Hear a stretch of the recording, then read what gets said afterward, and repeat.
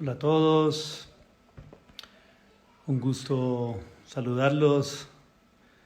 Me alegra que estén todos tan puntuales, entrando justo a tiempo ah, y ver a tantas personas de tantos lugares. Vamos ahora a mandarle al maestro eh, el request para que entre a esta conversación con nosotros. Ya le estamos aquí enviando el request y aquí ya está él con nosotros. Maestro, un gran gusto saludarlo aquí. Voy a tener, Estoy. voy a tener por un instante los comments apagados para que pueda usted, para que podamos verle su cara completamente y luego si más adelante tenemos chance de preguntas, los abrimos para que puedan preguntar por ahí. En Ok, todo caso, pues saludar a todos. Muchísimas gracias por estar aquí con nosotros. Para mí que de verdad es un gusto poder compartir con todos ustedes la maravilla que ha sido en mi vida conocer a este ser que están viendo ustedes aquí, al maestro Pío Bucetich, quien me ha asistido en momentos muy claves de mi vida para continuar este camino de reconciliación, de reconectar con nuestro ser y con la fuente divina que es la que permite toda la vida y sobre todo para continuar este camino de reforestar tanto la ecología interna de los seres como también la ecología de esta hermoso hogar que tenemos de este planeta Tierra. Así que con ello, maestro, pues bienvenido, muchísimas gracias por pues darnos este espacio para compartir. muestro el mensaje aquí. Bueno, un gusto también, buenas noches a todos los que estamos conectados. Es la primera vez que hago algo así, pero creo que todo este momento de parálisis mundial podemos aprovechar también para romper las distancias y poder compartir eh, esta tradición milenaria del Perú, la tradición andina, a con los hermanos del mundo, que de eso se trata. Así es, maestro. Pues bueno, aquí ya tenemos bastantes acompañándonos, ya vamos por 150 un poco para irle comentando. Así como dice el maestro, pues la primera vez que está él aquí como entrando en estos niveles de comunicación. En el test anterior que hicimos, el maestro me compartía algo muy bonito, ¿no? Me decía que esto ancestralmente requería un gran nivel de telepatía y desarrollar justamente como esas capacidades, pero que gracias también a estos medios, obviamente, ahora se nos hace más fácil poder acortar las distancias y poder estar en esta presencia unida, ¿no? Sí, hay que aprovechar la tecnología. Creo que la tecnología tiene que estar acompañada del proceso de recuperar lo que estamos olvidando también, ¿no? Las tradiciones milenarias, nuestras raíces. Ujú. En ellas somos parias. Indudablemente, y quisiera que también como en este, creo que este es el mejor lugar para comenzar esta charla con el maestro, porque justamente con el maestro pues ya llevamos unos 7 años haciendo un puente muy bonito de integración entre justamente las tradiciones ancestrales de Oriente, en mi caso obviamente desde la práctica del yoga, y en el caso del maestro obviamente desde las tradiciones ancestrales andinas. Y algo hermoso que me trajo a mi vida en este reencuentro con las tradiciones indígenas es justamente ese principio de inclusividad que tanto nos ofrece justamente la tradición y el ancestro indígena. Entonces, quisiera pasar a darle la palabra de una vez, maestro, como para poder comenzar un poco a comentarles a las personas un poco cómo ha sido este vínculo de tradiciones de las Américas ancestrales y del Asia y del Oriente Ancestral, y justamente basado y permitido por este principio de inclusividad que ofrece la tradición indígena andina. Lo real es que en el mundo las tradiciones se han preocupado poco por la naturaleza, ¿no?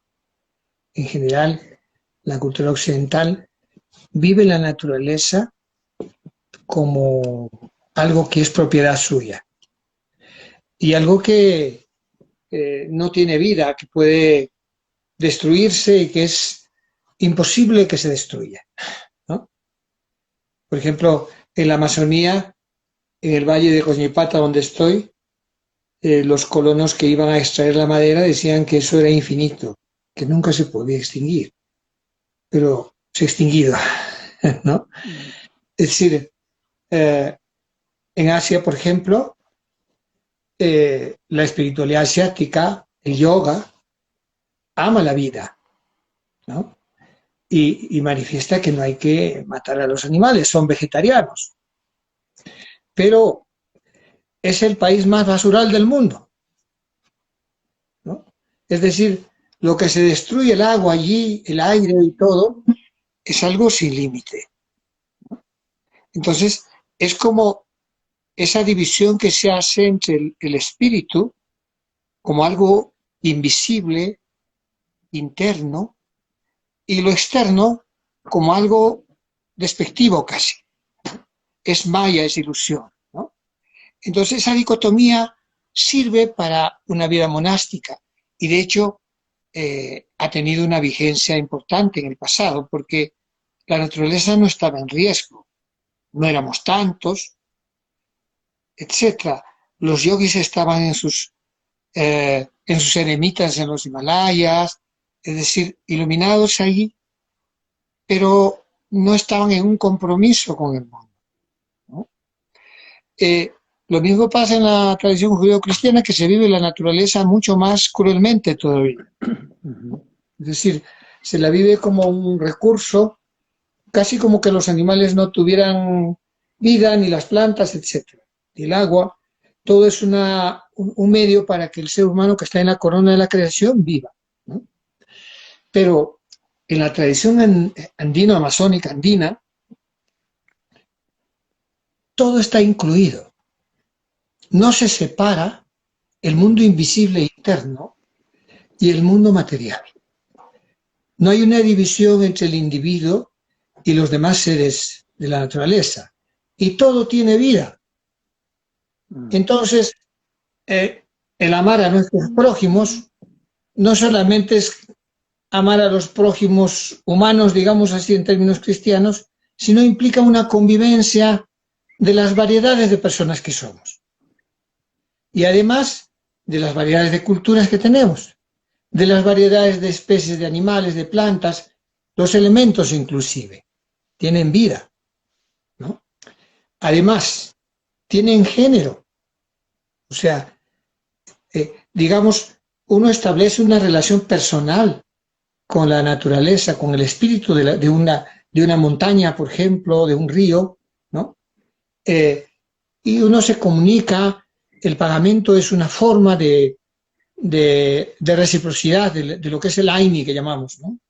No es los animales, todos estos, los animales totémicos, todo esto que hablan los antropólogos, no es que sean sagrados en el sentido como si fueran deidades, dioses, son hermanos. Nunca he visto adorar nada de lo que ellos dicen, no sé de dónde lo han sacado, ¿no? Es decir, una forma de ver desde una perspectiva occidental, ¿no? Pero en realidad es como estar en un mundo donde todos tenemos que convivir, ¿no? Y el Aini no es una mezcla, ¿no? El acercamiento de dos tradiciones no es meter en una licuadora las dos y después no hay ninguna, que es un poco lo que está pasando con varias tradiciones y con la tradición indígena mucho más, ¿no? Sino es un acercamiento, un intercambio y un mejoramiento de ambos, pero a partir de que cada parte mantiene su identidad. correcto. Esto. Una de las, usted mencionaba justamente ahí, ¿no? Como la forma en que uno practica o en que se ofrece la práctica, en este caso del yoga, claro, estaba muy supeditada a una forma específica, a una forma monástica. Y justamente cuando yo conocí al maestro, esto fue una de las cosas como el vinculante que mi ser, mi alma estaba buscando justamente en una motivación que a la larga es por el amor a la naturaleza, que justamente como usted decía, a veces se le queda a uno corto, hay como ciertas, digamos, regulaciones que de alguna manera tratan de ofrecer eso, como puede ser el vegetarianismo, pero realmente se queda muy corto porque de nada le sirve uno ser vegetariano si no tiene una interacción con la naturaleza que realmente le llena a uno el espíritu. Entonces, cuando yo conocí al maestro, estaba casi ya terminando una vida ya en ese momento semi-monástica, y una de las cosas que usted y la tradición me ofrecieron más es justamente esa posibilidad de aplicabilidad en el mundo real de la espiritualidad, lo cual a veces sí que es un reto muy, muy grande para la visión oriental y para el yoga propiamente, de cómo uno realmente en la vida, en el caminar diario y en la interacción, aplica toda esa riqueza espiritual, y eso realmente justamente es lo que yo creo que le da a uno un caminar más en gozo y en plenitud en el día a día. Entonces, quisiera un poco como que nos comentara también ese vínculo, ya que para comentarles a muchos, el maestro también en su edad joven fue un asiduo practicante de yoga, y me imagino que algo de eso también tiene Por en su camino. supuesto. En realidad, eh, estas tradiciones, la tradición andina es una tradición profundamente espiritual y no hace una dicotomía entre el creador y la creación, digamos. Es como un artista. El artista pinta los cuadros y los cuadros son una obra del artista. No es una contradicción. Uno va a una exposición de sus obras, uno disfruta sus cuadros y al final le da la mano al autor. Digamos que no hay esa dicotomía, sino que está integrado. Pero a la vez, el hecho de relacionarse con la naturaleza no solamente en forma, sino en espíritu.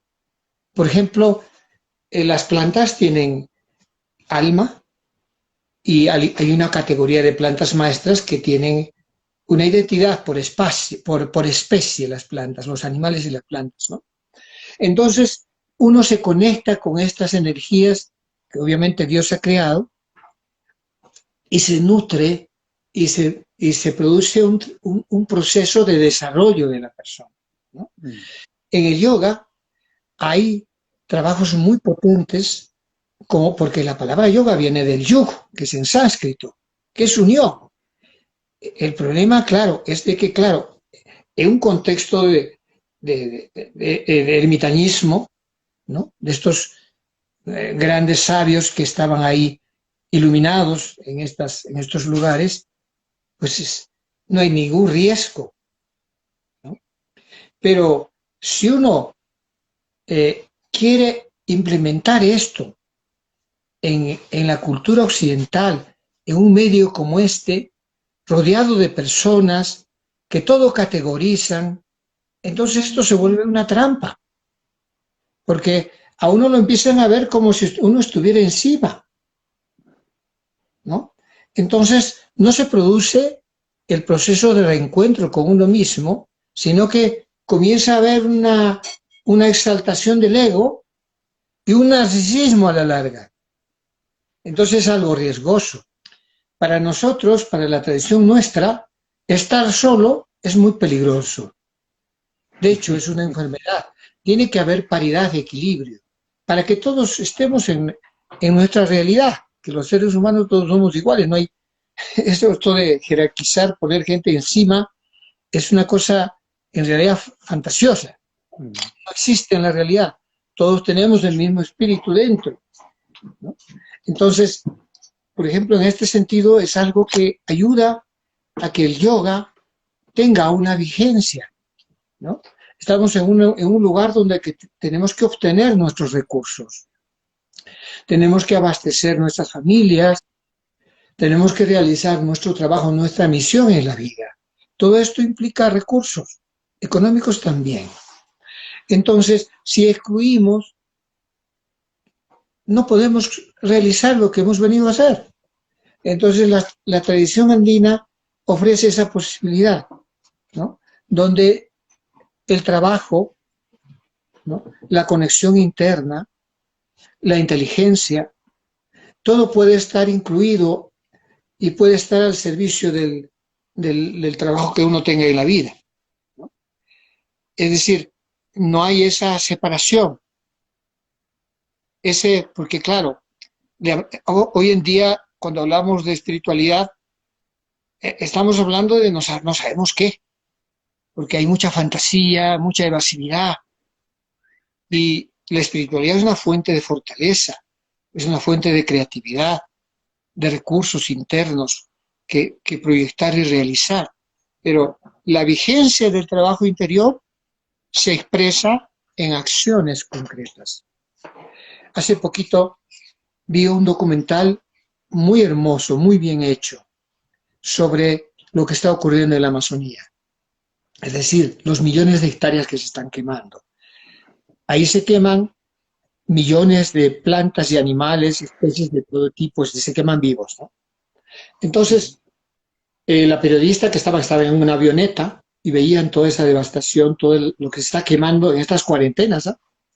Sí, terrible. Y ella, bueno, y lo que hacían es arrasar la selva ahí en la selva del Brasil y poner pasto y ganadería.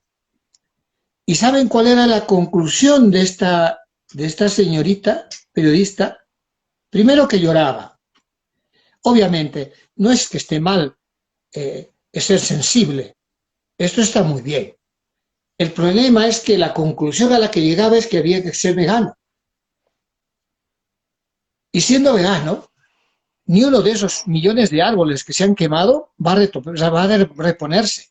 Es decir, es una espiritualidad absolutamente fantasiosa y sesgada. Estamos hablando de elevar la conciencia del planeta, ese tipo de cosas. Pero somos incapaces de plantar un árbol. ¿Qué nos pasa?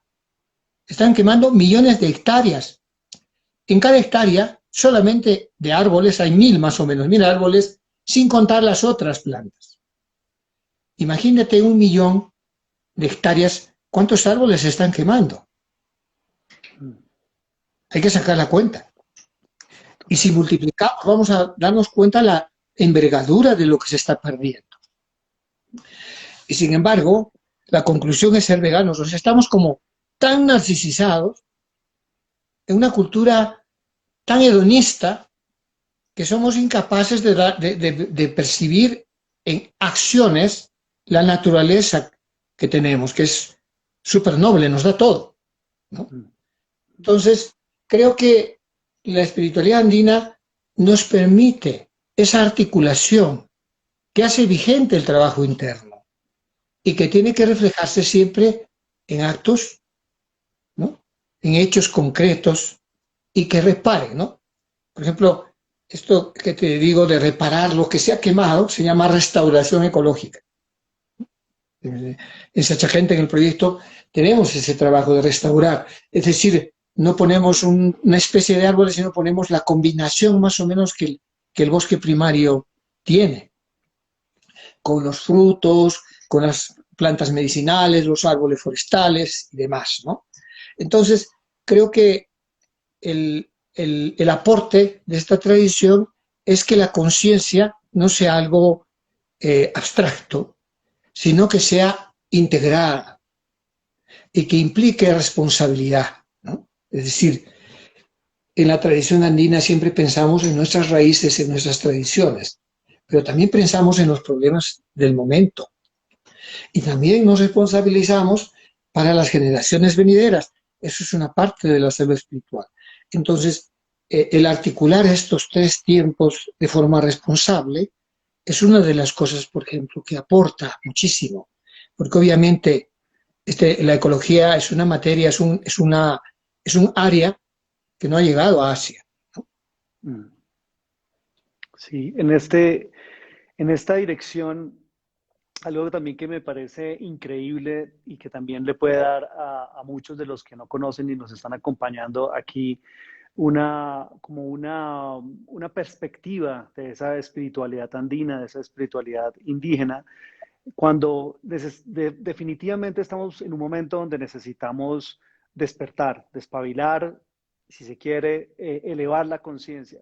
Pero algo muy interesante es que, claro, cuando entramos en esa búsqueda, ¿no? Por las razones que sean, y ahora necesaria a nivel colectivo y global, casi que siempre lo que está a la mano, claro, es la espiritualidad del Oriente, porque ha desarrollado como una estructura muy específica del respecto de cómo empezar uno a caminar esa búsqueda, ¿no?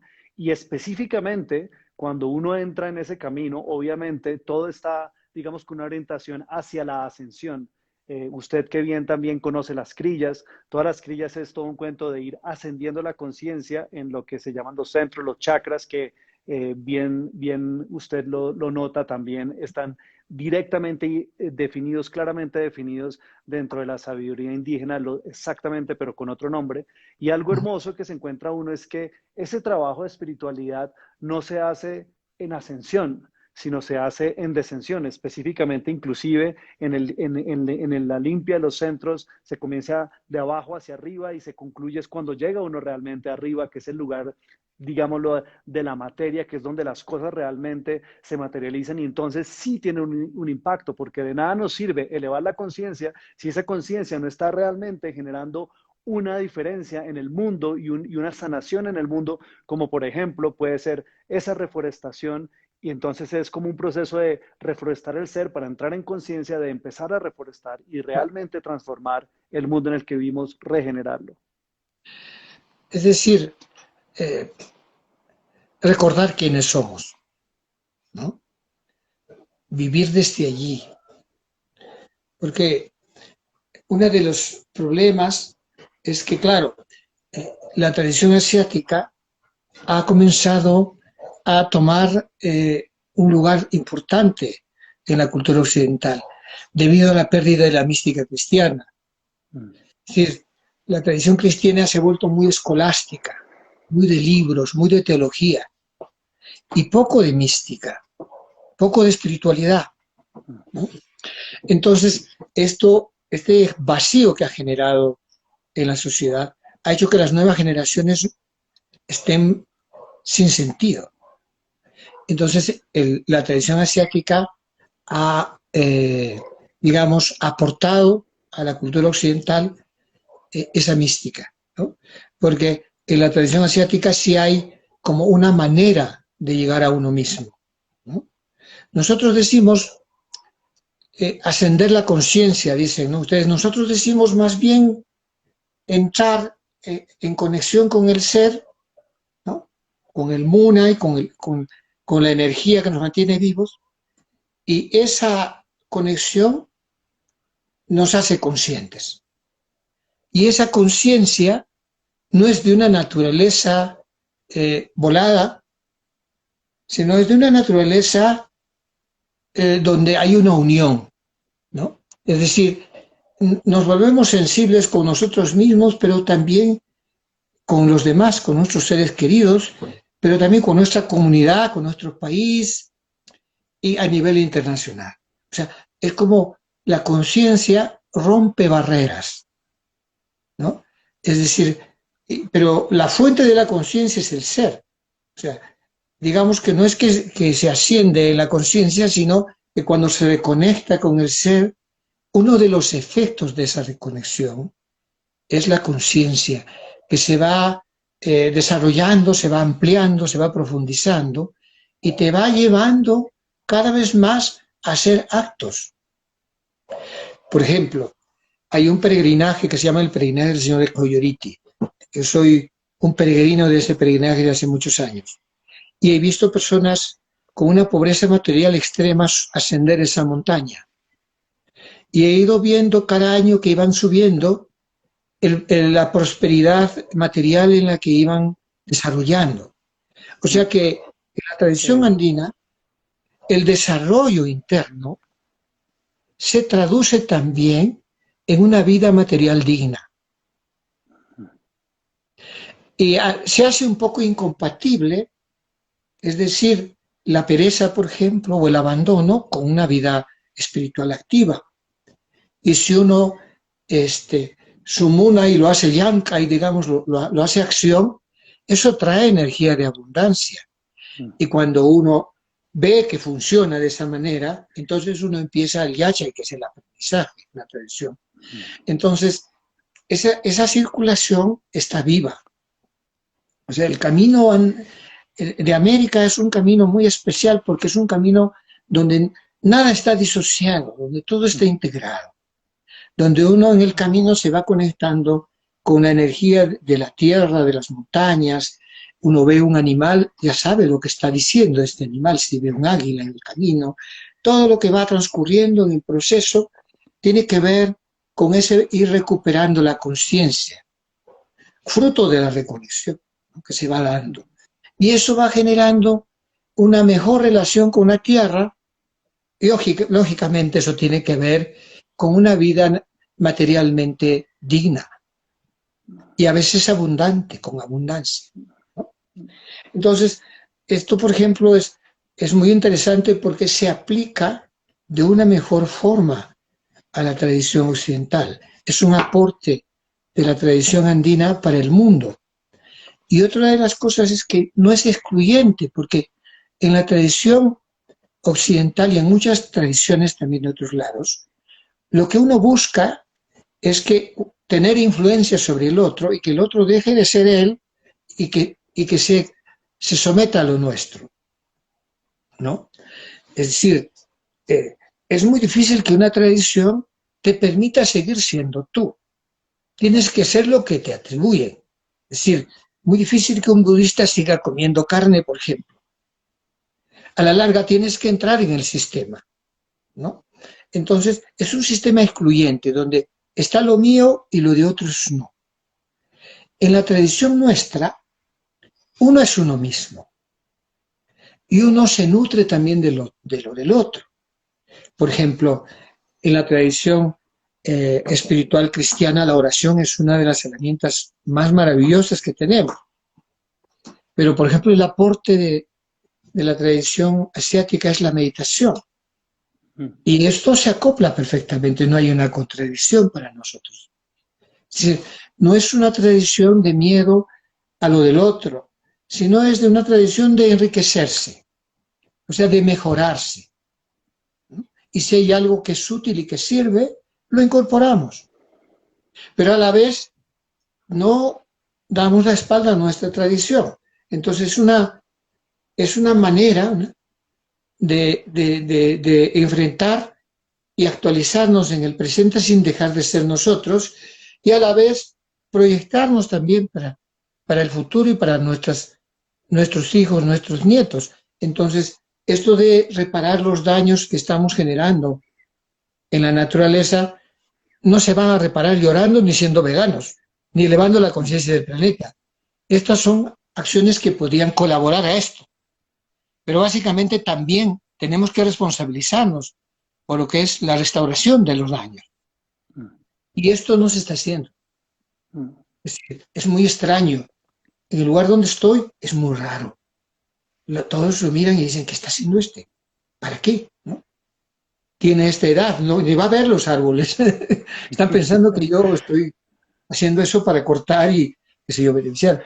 Entonces, como, en la tradición es eso, ¿no? Es como, es una tradición donde uno sí se siente libre, porque al final nadie va a llevarse ni un árbol ni una posición de nada, Mm, pero a la vez responsabilizarnos, mm, hacernos cargo, reparar, mejorarnos. O sea, es una tradición de no chocar, sino de ampliarnos y de mejorarnos y de convivir y de seguir siendo nosotros y que los otros también sigan siendo ellos, ¿no? mm. Entonces, es una forma muy interesante de poder incluso estos principios como una vigencia actual y futura en ese sentido. Por eso hemos sobrevivido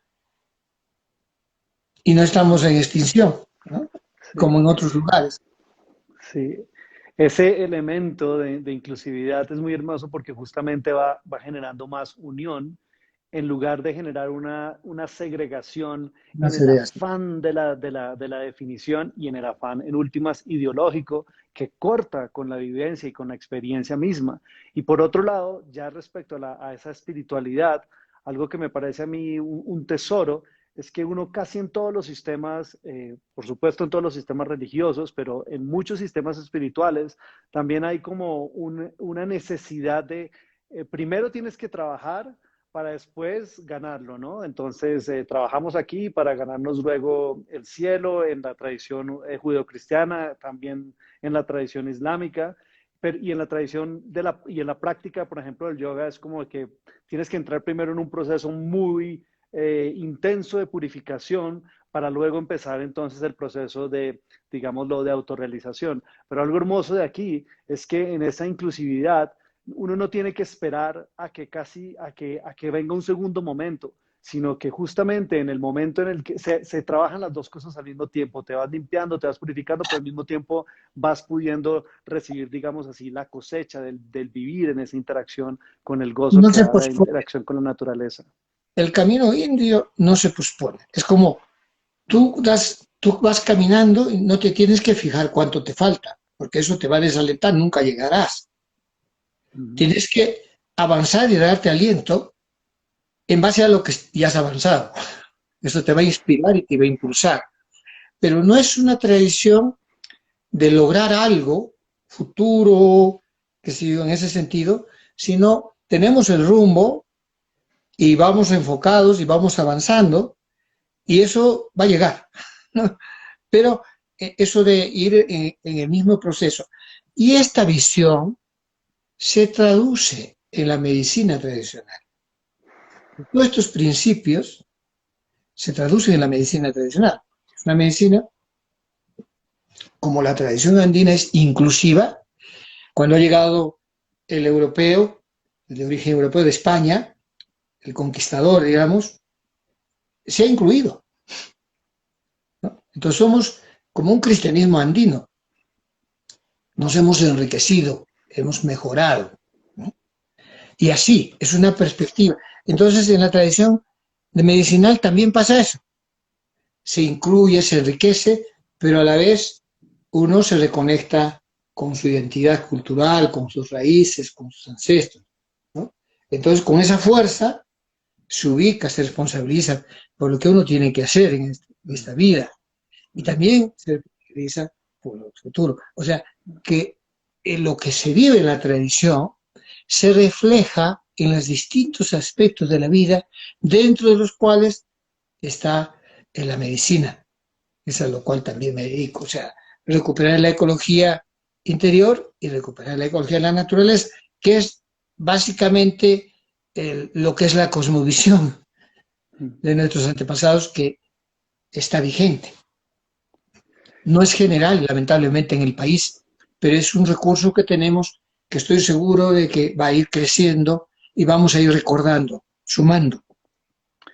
Me gustaría justamente ahora que el maestro profundizara un poco más como en esa perspectiva de la medicina tradicional, ya que justamente uno en el pasar, ¿no? De los años, de la experiencia, del compartir con usted, uno pues obviamente va viendo la increíble capacidad que tiene esta medicina ancestral para tratar cosas tan difíciles que todavía no se les ha logrado dar como encontrar el ángulo o la perspectiva de resolución, como puede ser y específicamente en los problemas de adicción, que usted de una manera tan hermosa siempre dice, no son problemas de la mente, son problemas del alma, ¿no? Y quiero también ponerlo aquí porque ya, digamos, como que la medicina ancestral china ha logrado su reconocimiento y no solamente su reconocimiento, sino su aplaquabilidad y está ofreciéndole al mundo lo que tiene que ofrecer.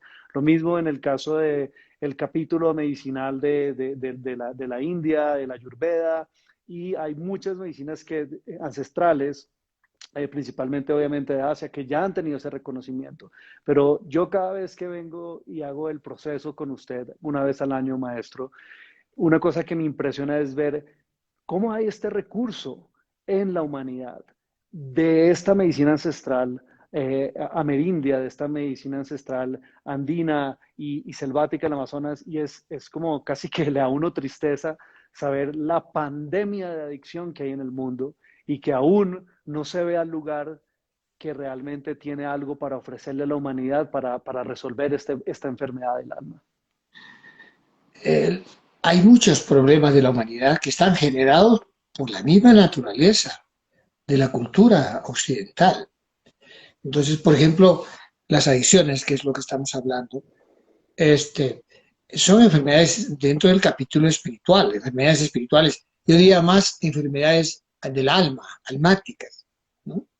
Y estas enfermedades son generadas por la cultura occidental, porque primero nos privan de nuestros padres porque tienen que salir a trabajar. Mm, Es decir, ni las madres pueden lactar, mm, tienen que trabajar.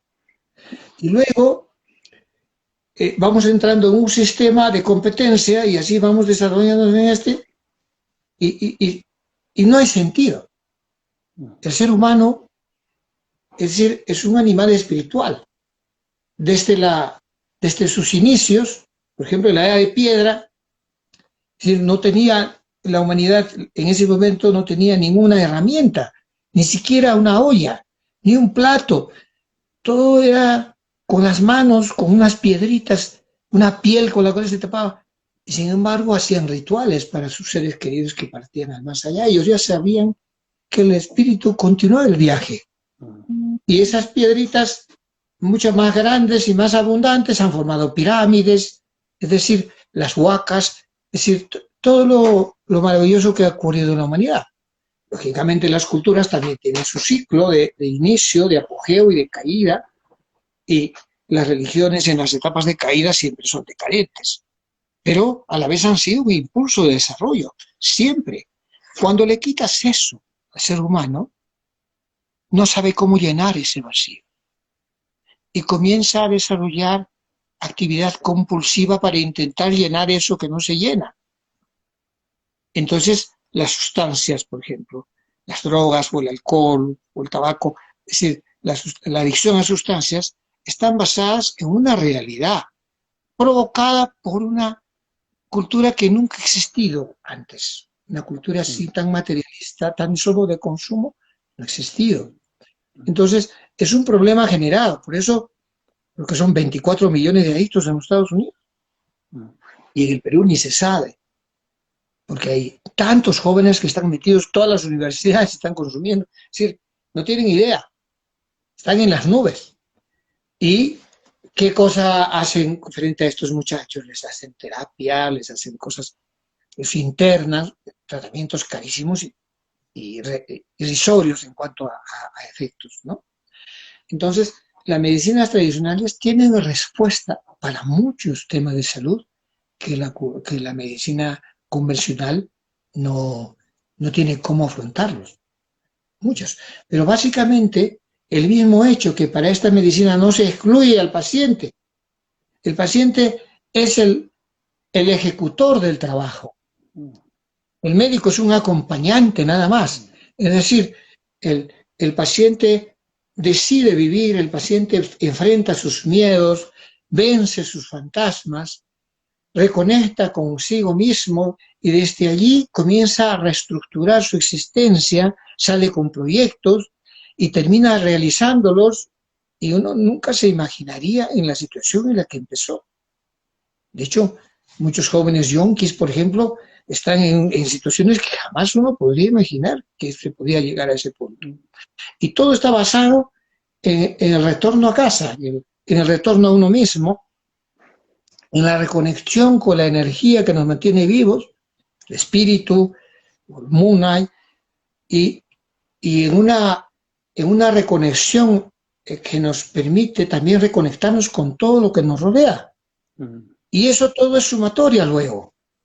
O mm, sea, todo se va mejorando de esa manera, ¿no? Entonces, una de las cosas, por ejemplo, importantes aquí es que esta tradición está en riesgo, porque es una tradición que se ha desarrollado en miles de años y que ahora se está confundiendo la tradición con el uso de alguna planta eh, sagrada que le llaman, ¿no? Es decir, mm, sagrada, lo toman en un sentido que quieren, lo sagrado. porque lo indígena, lo sagrado, por ejemplo, de las plantas sagradas, son plantas que son herramientas, son hermanas mayores, se respeta, pero se utilizan para mejorar la vida, no son deidades. Entonces hay una confusión muy grande sobre esto y hay un mal uso que está impidiendo un desarrollo mayor de esta tradición maravillosa y está impidiendo su posibilidad de entrar en la categoría de lo que siempre ha sido, ¿no? Es que hay que tener en cuenta una cosa. Cuando llegaron los españoles, la medicina, el tratamiento para las infecciones, etcétera, consistía en cortarles las venas y provocarles una hemorragia y por ahí salía la enfermedad. Y en esa época en el Perú ya había plantas antiinflamatorias, antibióticas, plantas para mejorar el funcionamiento de los riñones, del corazón, es decir, y para el hígado, y siguen habiéndolas. Se hacían operaciones de neurocirugía avanzadísimas, no se conocían las bacterias, pero se quemaban las herramientas para hacer la cirugía, entonces no habían infecciones. O sea, Increíble. estamos hablando de una medicina súper desarrollada en frente a lo que fue la medicina de los conquistadores. Mm. Ellos tenían más desarrollo en armas, en otras cosas, era una potencia mundial España en esa época. No es que, no es que nos han conquistado 4 salvajes, eran poderosísimos, pero en términos, por ejemplo, de tradiciones, de filosofía, de agricultura, de muchas cosas, estaban en pañales frente al desarrollo que teníamos antes. Y esa medicina, 500 años después, nadie se atreve siquiera a rescatarla. Se ha perdido, ya no se hacen esas cirugías, se ha perdido demasiado y se sigue perdiendo, porque la mentalidad nuestra es la mentalidad del conquistador, que desprecia lo suyo, su tradición. Y esto nos impide hacer trabajos mucho más serios para poder incluir esta medicina en su categoría de medicina tradicional peruana, por ejemplo, o latinoamericana, como queramos llamar, ¿no?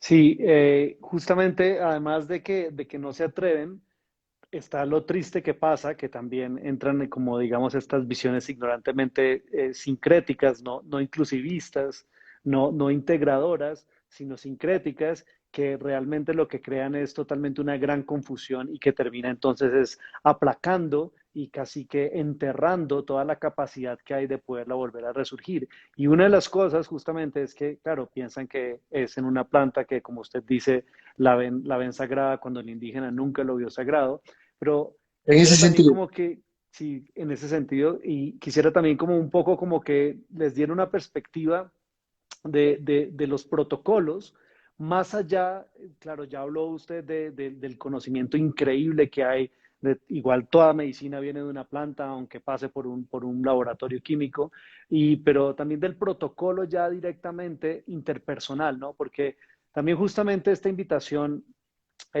yo para mí también es nuevo entrar acá a ofrecer también prácticas por estos medios y justamente ahora usted te está dando la posibilidad de tener consultas con usted, que justamente ahorita mientras que usted nos responde voy a abrir también el comentario para poner ahí el email por si alguien estuviera interesado. Entonces, quisiera también un poco como que ahondar a esa parte del protocolo que va más allá de las plantas y de cómo es el protocolo mismo del cómo, no el qué, no tanto el qué en la planta, sino el cómo.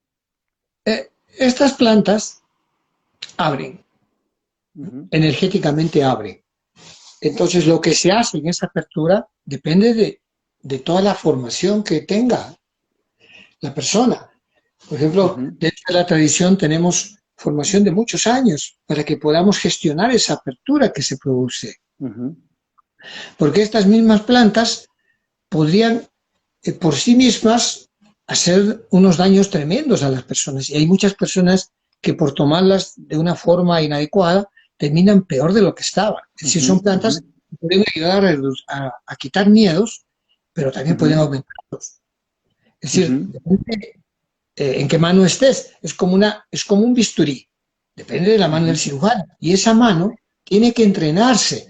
Es decir, la mano para poder hacer la cirugía energética requiere de un proceso formativo que está protocolizado con una serie de plantas y todo lo que se dan, plantas maestras, para que la persona pueda gestionar esa apertura en el paciente y que el uso de estas plantas sagradas puedan tener la seguridad, ¿no? Porque, por ejemplo, cuando yo estaba muy jovencito, yo le consultaba a los maestros ancianos sobre casos de personas que quedaban muy mal. Ellos no conocían, ¿no? Ellos nunca habían visto, porque se hacían estos protocolos que se han desarrollado en miles de años rigurosamente. Pero hoy en día, cualquier chico, cualquier hijo de vecino viene 3 meses al Perú y se va y empieza a repartir las plantas y termina, claro, en unas historias, porque estas plantas pueden hacer que tus miedos bajen y por lo tanto tu narcisismo y tu egocentrismo también. Pero también puede agrandártelo. Puedes volverte mucho más narciso y puedes volverte mucho más egocéntrico. Entonces, son herramientas que no son medicinales sin las herramientas, sin los desarrollos ancestrales. O sea, la riqueza está en todo lo que se ha desarrollado en miles de años y no tanto en la sustancia. Y esa es una de las cosas difíciles de entender. Y por otro lado, no es una medicina que tiene un enfoque como la medicina convencional, que se basa en estadísticas de cuántos se recuperaron y de a partir de cuántos, si son mucha mayoría, entonces el medicamento se aprueba. En este caso, en la tradición medicinal es individual, o sea, se le hace un tratamiento individual a la persona. 2 pacientes con depresión no se curan si se les da la misma medicina, se les dan protocolos muy personalizados y se recuperan, ¿no? Entonces es una medicina que no se basa en los síntomas, sino más bien, porque los síntomas son una descripción de lo que le está pasando en ese momento a la persona, sino más bien es un diagnóstico que se llama rastreo, es decir, se rastrea dónde se ha perdido a sí misma la persona. Y en esa base se hace un proyecto para que se reconecte y vuelva a ser ella misma. Entonces, es otro tipo de enfoque que, como es la medicina nuestra inclusiva, sirve para sumar y para mejorar la calidad de vida de la humanidad que necesite, ¿no? Pero, a la vez, no desdice la medicina convencional, ni desdice la medicina china, ni la ayurveda, es decir, no pelea, sino apoya, incluye, pero a la vez sigue siendo la misma. Eso es lo que es Tiny, ¿no? Es el compartir los dones, las cosas positivas de cada uno y aportar para que todos mejoremos. Ese sería un poquito el sentido de la cosmovisión, pero ya traducido dentro de lo que es la medicina nuestra. Perfecto. Nos quedan 10 minutos. Pues no vamos a tener mucho espacio para preguntas, pero creo que aquí dándole cabida a algo que preguntaban sería algo muy bueno como para que las personas que sobre todo no conocen el protocolo tengan una idea de cómo es el manejo. Entonces, por ejemplo, alguien preguntaba cómo es la perspectiva respecto, por ejemplo, al tratamiento del cáncer, ¿no? Dentro del protocolo. Alguien por ahí decía que qué pensaba usted de estos movimientos brasileños que también hacen estos sincretismos donde supuestamente hay un tratamiento del cáncer telepático, ¿no? Pero específicamente, más cuál es la perspectiva del protocolo que ofrece la medicina ancestral andina respecto, por ejemplo, al cáncer. La medicina andina va al fondo del cáncer. No se centra en los síntomas del cáncer y en el tumor, sino en las condiciones que son varias. Es como una cosa casi epidemiológica, en el sentido de que se hace el rastreo y se descubre qué es lo que está generando ese problema. Y cuando se modifican estas condiciones, los tratamientos que está haciendo ya la persona van a ser mucho más eficaces. Y por el otro lado, se forja que el paciente sea el aliado de sí mismo contra la enfermedad. Y eso también es un paso muy grande. Y cuando no hay solución, porque el cáncer ya está muy avanzado y el paciente llegó muy tarde, también se le hace un trabajo de prepararse para dejar todas sus cosas en orden y retornar a casa, ¿no? mm, Es decir, siempre, pero está siempre ese acompañamiento. A la vez, hay algunas plantas medicinales que también ayudan, ¿no? Ahora, el tratamiento energético no es sintomático mm, y ese es un problema. El problema, por ejemplo, es de no hagas ya el tratamiento que estás haciendo, ahora solo vas a hacer con lo que yo te digo. Eso sería una exclusión. Y en este caso, el fondo de la tradición es que mejoremos. Y entonces, muy rara vez se prescribe a alguien que deje un tratamiento determinado que estaba haciendo. Muy rara vez, solo en caso de que sea pues muy poco equivocado, digamos, ¿no? Pero normalmente lo que se va es al fondo del problema, no al síntoma, mm, ¿no?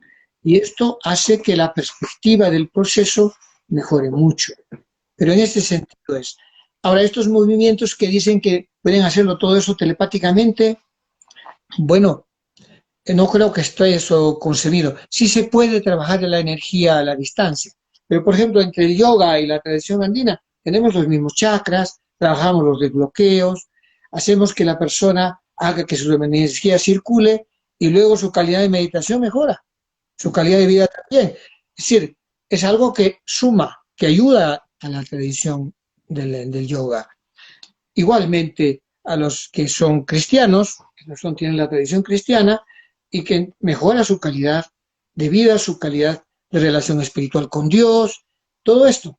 No es una tradición que te aleje de ti mismo, mm, ¿no? mm, En el caso, por ejemplo, de los peruanos, los colombianos, tenemos la tradición andina, la tradición indígena, y también tenemos la tradición cristiana, somos de los dos lados. Entonces, desde la perspectiva andina se incluye, se mm, integra y mejora, se suma. mm, mm, Estos movimientos de rencor y de generar conflicto son mm, contrarios a la tradición. mm, Antiguamente nunca se destruían los templos, las huacas, no se destruían las viviendas. Mayormente los conflictos eran los dos curacas y el que vencía bebía la sangre a veces del vencido en algunas tradiciones del norte, o se quedaba el curaca vencedor con todos los espacios, pero no había esa lucha masiva que vemos en las guerras. Eran otro tipo de, hasta en la guerra, era otro tipo de cosmovisión. mm, Ojalá mm. se pelearan los políticos y nos dejaran en paz a la población. Esto sería una cosa de acuerdo a nuestra. Correcto, sí. Bueno, aquí ya como para ir enfilándonos, para que no nos vayamos a quedar como con la palabra corta, para finalizar en los 6 minutos que tenemos, dos cositas. Una, bueno, una que de las preguntas, la gente siempre quiere saber qué opina usted y la tradición del uso de la cannabis a nivel terapéutico, de la popularización también del consumo que se está dando hoy, también a nivel, digamos, turístico, por decirlo así, y también de todos estos tratamientos como psicodélicos, microdosis, etcétera, etcétera. Eh, Unos Yo dos quisiera, minutos, 3 minutos que nos en hable este al respecto. sentido, el aceite de cannabis, por ejemplo, tiene usos importantes. El problema es la propiedad activa de droga. Esto tiene un efecto disociativo y la tradición nos dice que tiene que ser algo que te integre, que te una, que te permita ser tú mismo. Y la marihuana o el cannabis es disociativo. Para nosotros es una planta controversial porque es una planta, al disociarte, te desconecta e impide esa circulación de la energía interna que se traduce en actos. La persona se vuelve hedonista y se queda como volada en el camino. Entonces es una planta que no la recomendamos y que genera saladera, decimos nosotros, ¿no? Porque cuando te disocia, te retrasa tus procesos, esto se genera también un retraso en la vida. Mm, Y los efectos energéticos de tu trabajo interno no se perciben luego en la vida material. ujú, Por lo tanto, genera una espiritualidad disociada, ¿no? A la vez, esta misma planta se utiliza, por ejemplo, para algunos problemas reumáticos, el aceite sin la Tópicos. propiedad activa de la planta. Y entonces, definitivamente, nuestros jóvenes, al estar consumiendo esto, se están disociando y muy rara vez terminarán la profesión o serán siempre por debajo de sus capacidades, porque definitivamente no es estructurante, ¿no? Sino es disociativa, retrasa la relación intersináptica. Entonces, esto te genera un desfase, ¿no?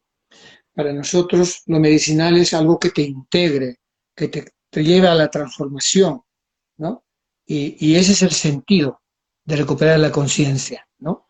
Y la marihuana es una sustancia que más bien te vuela y te desconecta.